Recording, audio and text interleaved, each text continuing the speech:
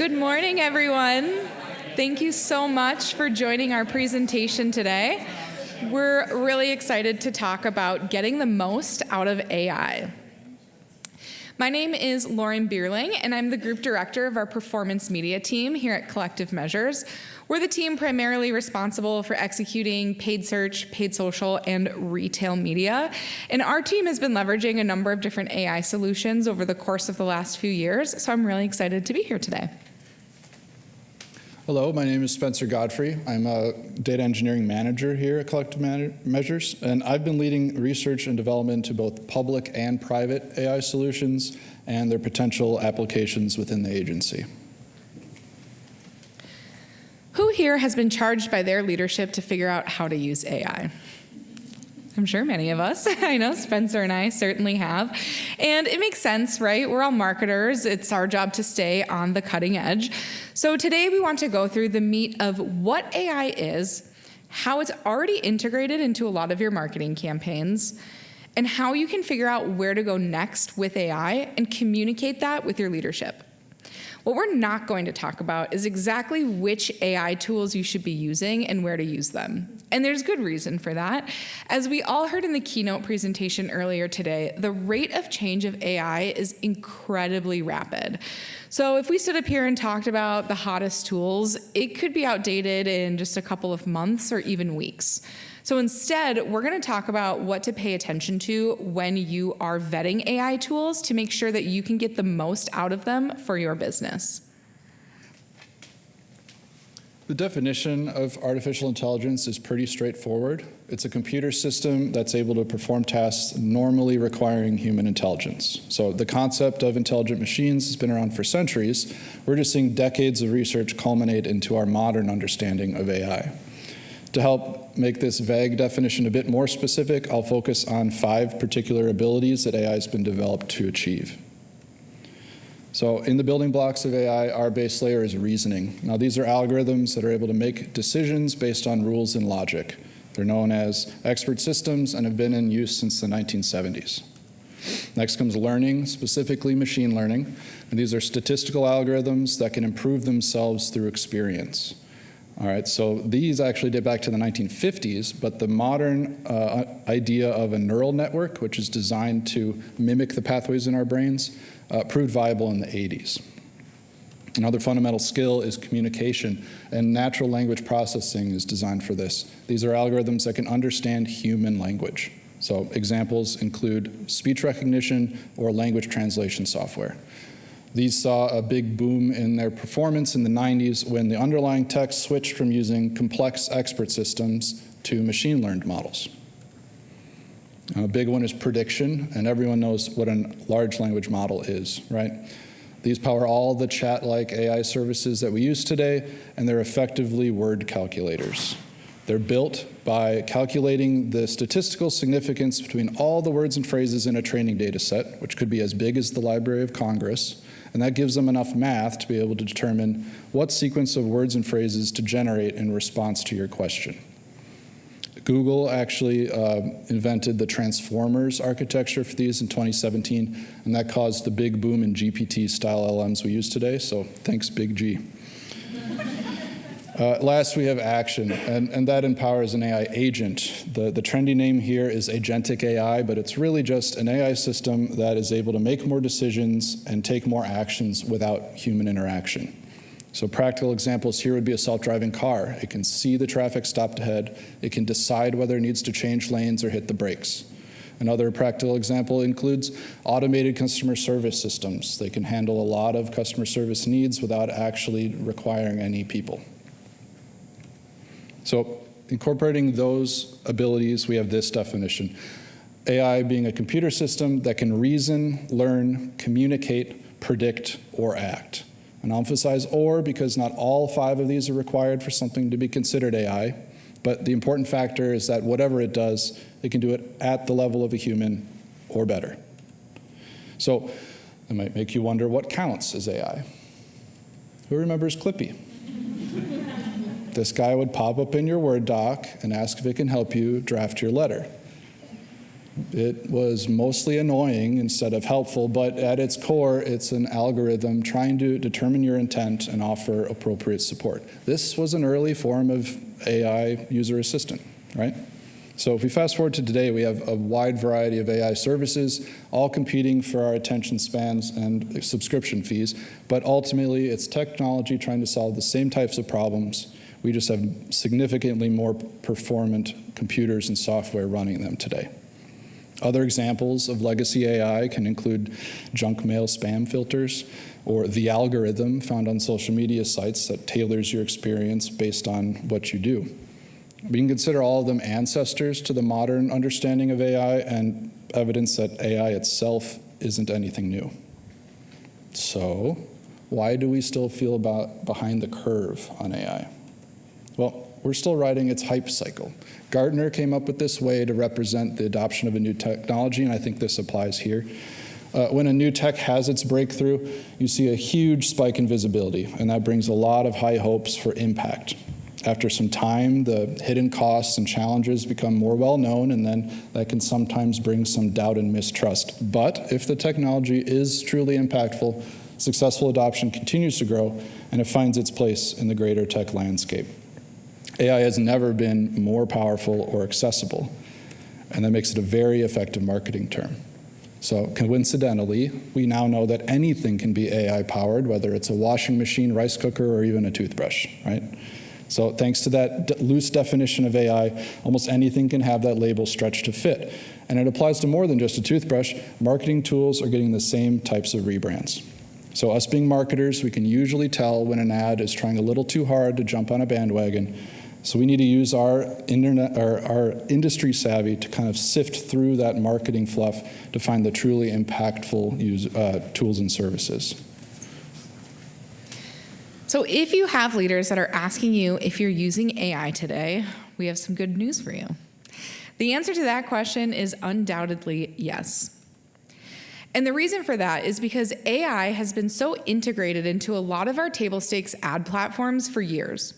If you've ever launched a Performance Max campaign in Google or trusted Meta to find your best customers, leveraged predictive audience targeting in Shopify or a number of analytics tools, or even used keyword suggestions in SEMrush, then the robots have been helping you with your job for a while now. And it makes sense, right? Because these are our titans of industry. Of course, they are going to be the first to integrate this new technology. But there are still some new things, such as the large language models that have been implemented directly into these ad platforms, which is allowing us to chat with our data in a way that we never have before. Google, Microsoft, Celeste, these are all tools that are AI tools that are embedded into our current ad platforms. And what's cool about this is as we chat with our data in Google using Gemini, for example, we found that we're able to identify trends and anomalies really quickly. And it's important that we keep testing a lot of these tools, but it's also important that we highlight how these free-to-use tools are AI. Because the reality is, these tools aren't going to come to market as an AI solution. However, they have a lot of really powerful AI solutions built into them. But our leaders aren't always in these tools, so they don't always have that visibility, which means that it's up to us to help communicate the value.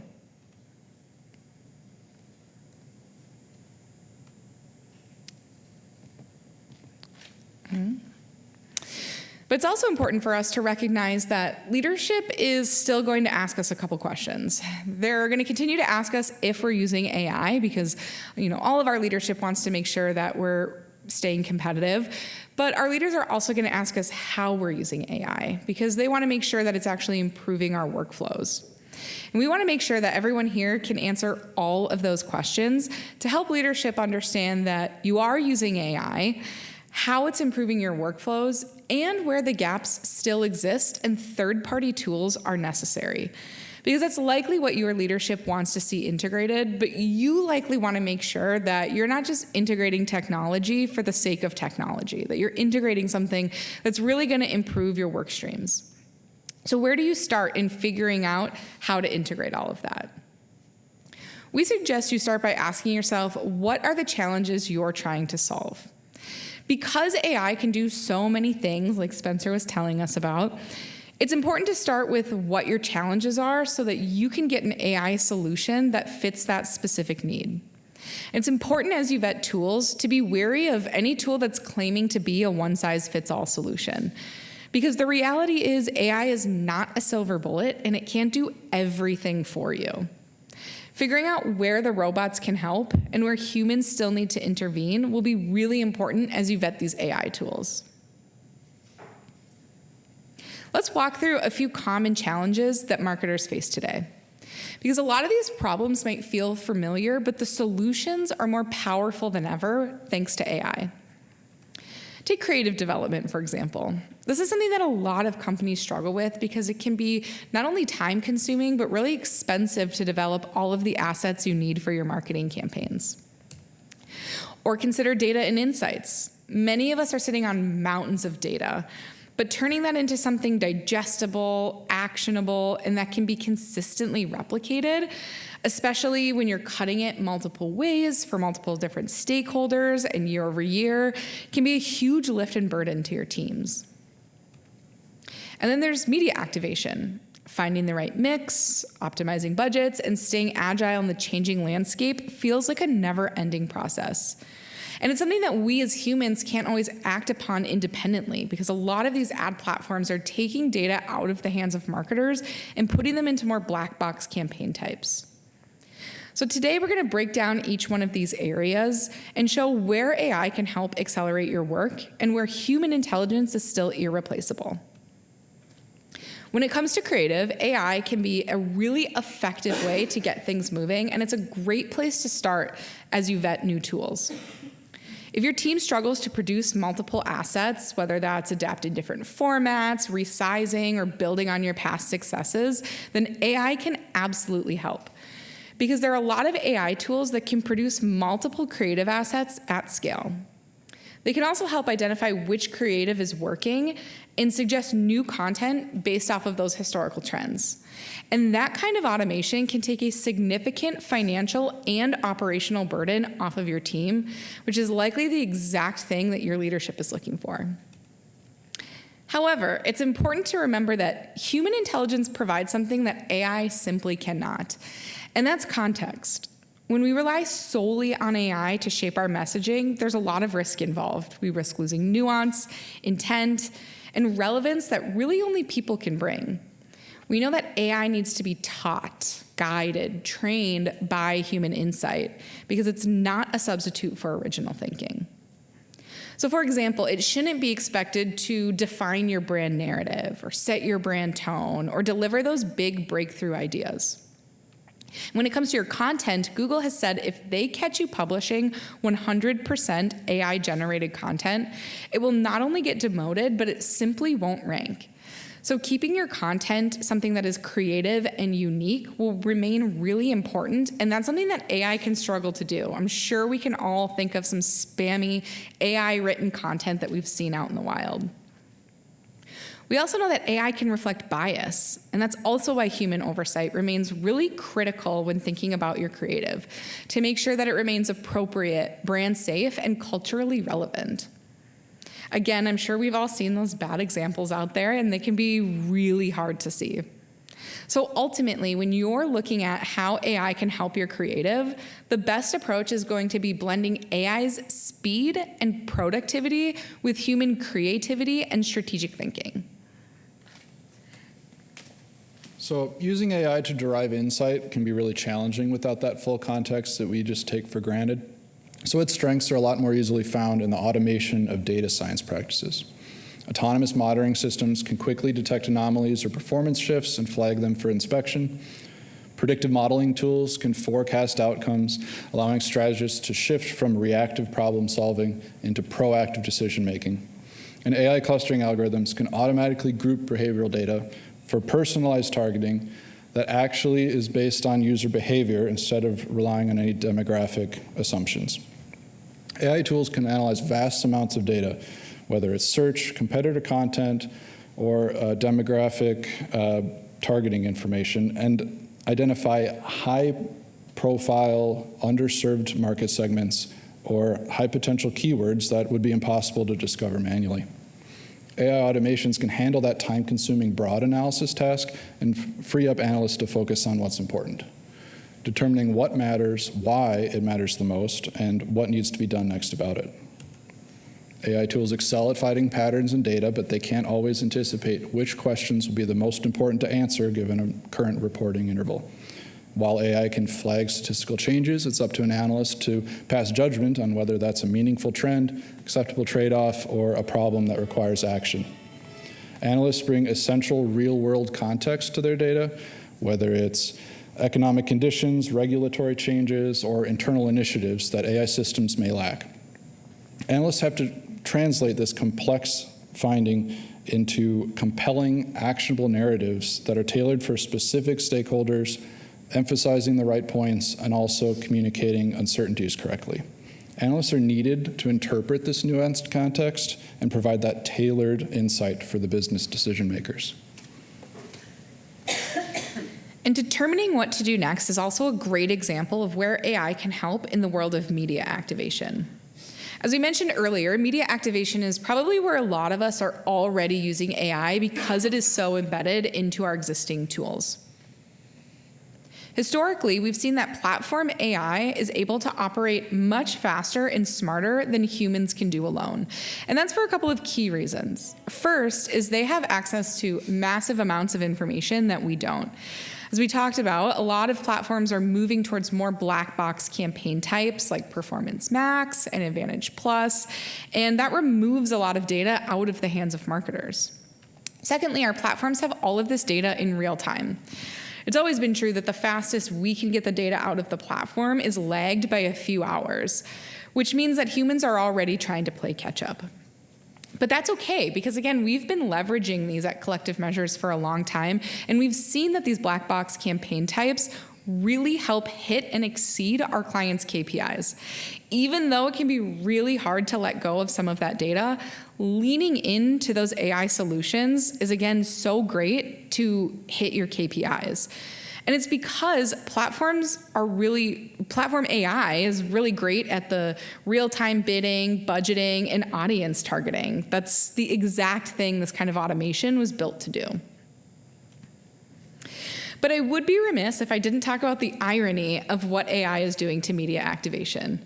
Because just 2 years ago, I spoke at this same event with a couple other Collective Measures employees, and we talked about cookie deprecation and how all these platforms were losing data in the name of user privacy.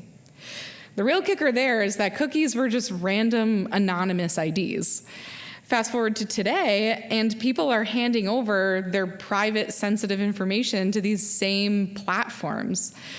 People are talking to Google, Microsoft, and even Meta and giving them all of this information. If you've seen the Meta AI commercials, you've seen there's one with a gentleman holding his phone, speaking to Meta AI, and he's asking it for advice about his kid, his health, his diet.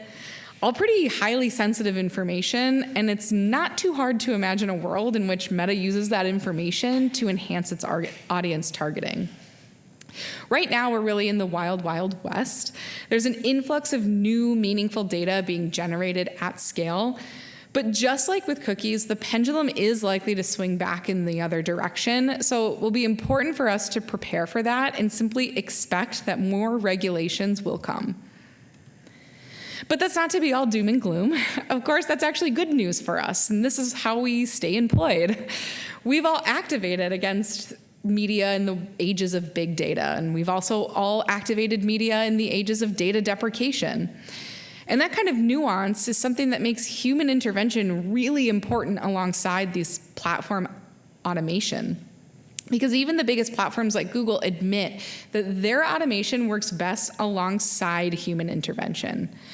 And again, it's because humans can bring that missing context. We can audit for quality. We understand macroeconomic trends.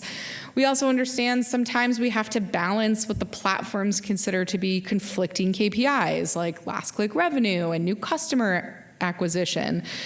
That kind of nuance AI really struggles with unless we train it to understand. And all that means is course correction. And course correction will remain an important part of media activation alongside all of this automation. So the big question is going to become, are the in-platform tools enough? As you start exploring new AI solutions, there will be a lot of vendors who are trying to sell you AI that already exists in the platform. And it's going to be important to remember that these platforms don't play very nicely with others. They protect their data quite fiercely. So as you're looking at these tools, you'll want to make sure that you get demos and that you're asking these vendors how they are getting information out of the platform and how they're porting it back into the platform so that you can understand if this integration is bringing you something new or if they're charging you for something that you could get for free. It's also important to remember that modern-day AI is not always the right answer, and sometimes you just need smart automation. So manual tasks provide the biggest opportunity for process improvement because human involvement is slow and introduces errors. Identifying and automating repetitive tasks within an existing process can be a cost-effective way to boost productivity and allow teams to focus on higher-order tasks. Additionally, automated systems have no downtime. They can operate around the clock without any breaks. Automating existing processes establishes a solid foundation before you implement an AI tool to really maximize its effectiveness and the return on your investment. AI is like a set of high-quality power tools on your workbench. You don't want to tackle big projects without them because they can cut through the work fast and provide precision you couldn't achieve by hand.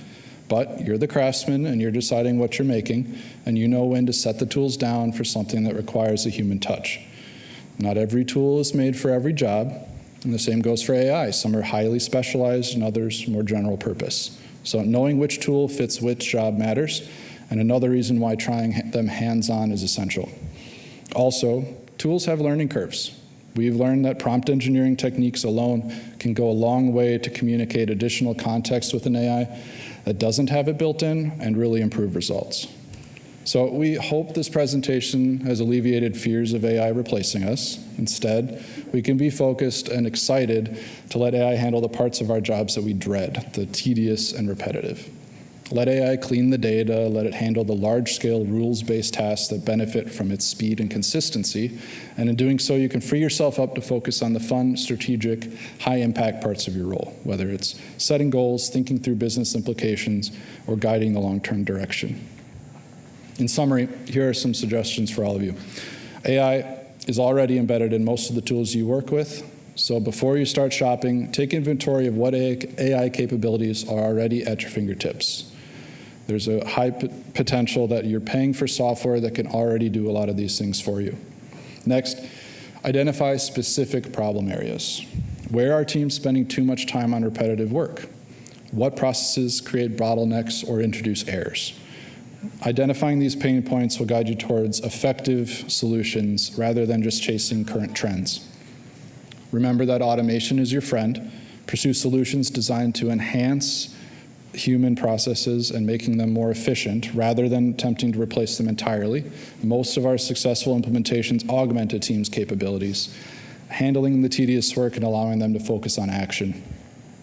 Be skeptical of vendors promising silver bullets or universal solutions.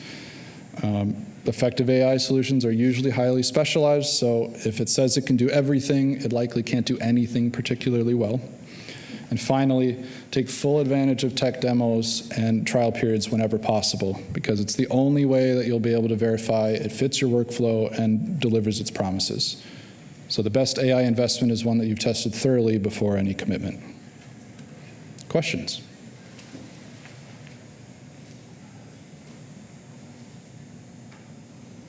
There's a microphone, 1 second.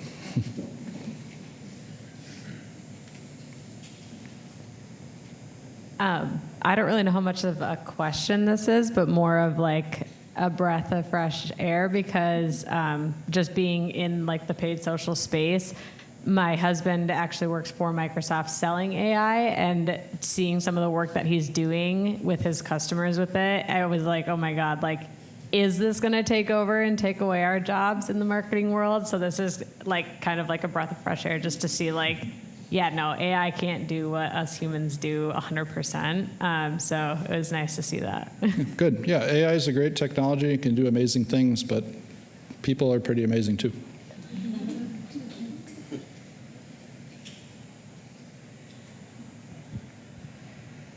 Any other questions or thoughts? Oh, I think we have one online. Yes.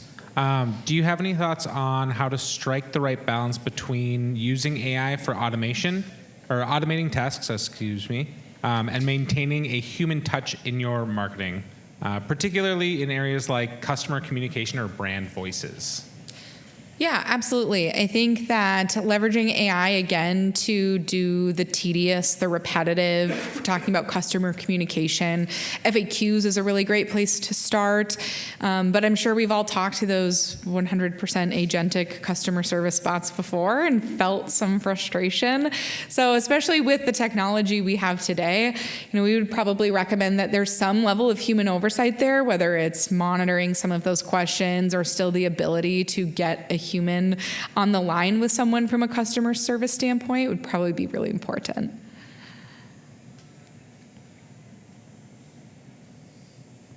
Yes, microphone headed to you. Can you talk a little bit more about the balance of using AI to create content, but not having it be 100% AI driven so that we can stay relevant in the Google sphere?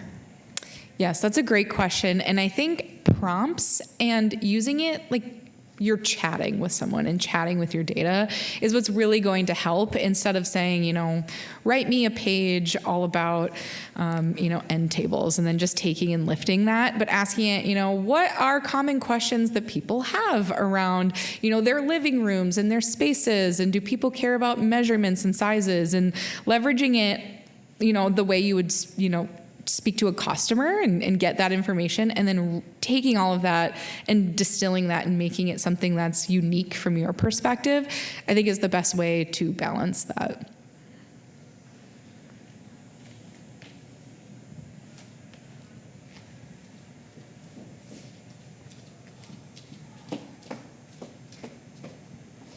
Knowing that AI still makes a lot of mistakes and needs to be QA'd quite heavily, how do you balance the efficiency part of AI with accuracy and ensuring that things remain accurate? Yeah, so accuracy is obviously very important with anything data related. And a lot of the automations we discussed are kind of that legacy AI tech that up until a few years ago wasn't really called AI, but now falls under that umbrella. Automated detection systems have been around for decades. So that's pretty proven tech. That is tangentially AI and technically counts, but that's not cutting edge. That's tried and true. So a lot of those tools that are focused on automating manual processes, computer science and people in that industry, that's their bread and butter for decades. So that's pretty well sorted out now. The generative side, where things are being created out of nowhere, that's the iffy area still.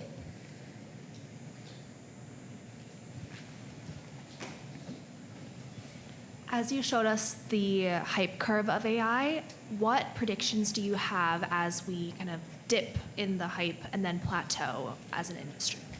Yeah, right now, every day we're hearing something new that AI can do that's crazy, right? Like, it's constantly evolving.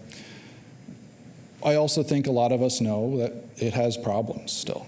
I think the typical person may not understand a lot of those drawbacks yet, and as that becomes more well-known, it's just going to temper expectations. And I think some of us can be beyond that curve, and some of us are in that trough. It all depends on your awareness of the tech, how deeply involved you are in it. But I think it's going to level out. It's going to be a part of our future. And it may not be as revolutionary as everyone dreams it to be, but it clearly has enough potential to be worth taking the risks it currently provides.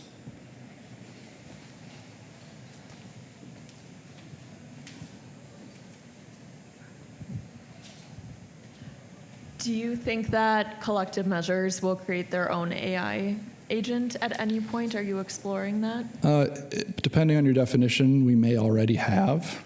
But like I said, it's a loose topic, right? What is AI? If I write a really good program that can do a bunch of stuff for me, is it clever enough to be AI? It depends on your definition, right? But the public and private part of the research I've been doing has to do with the ability to run models on your own computer. And that's a thing that exists and a lot of hobbyists are getting into, and it's a great way to kind of prototype and experiment with these tools without having to spend the big bucks for the enterprise grade setups. We are working on our own Collective Measures AI-powered toothbrushes, so you'll see those. I do have one more from online. I see a lot of consumer backlash to AI-generated content. Is there a niche for AI-free brands? AI-free brands. Can you repeat the question again? Yeah, so just a lot of consumers kind of having adverse reactions to AI-generated content or ads. Do you foresee there to be kind of a niche for brands that don't use AI? Yes. I mean, absolutely. I think a lot of us have seen that spammy content out there and the frustrating content. And I think it goes to Lindsay's question too. Like, I think people are going to be able to see where there has been some human touch. I think when it comes to creative, leaning more into how it can speed up the research process than the writing process is what will keep people really happy with the content, because they don't want just this cookie cutter, same old content. They want it unique. And, we can speed up the tedious parts of figuring out what it is that people want to hear about, what are the common questions. So I do think it will be important to highlight if you're, originally writing unique content, for sure.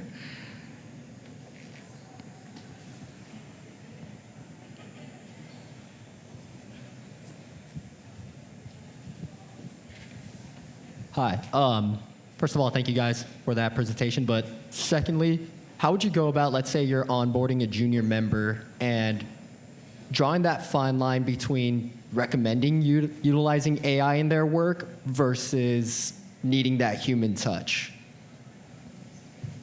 Yeah, so from a technical standpoint, I think it's impossible to ignore the efficiency boosts that AI tools can give us. And if it's something that that person can do, but they can just do it a lot faster with an AI tool, I think that's a no-brainer. But you just strike that balance with more of their work coming from their head instead of the AI's brain.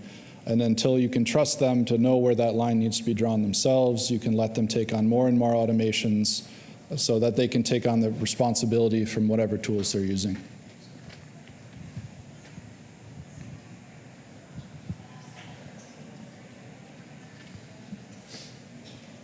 Great. All right. Thank you, everyone. I want to thank the online listeners. And anybody who'd like some lunch in person, come on outside.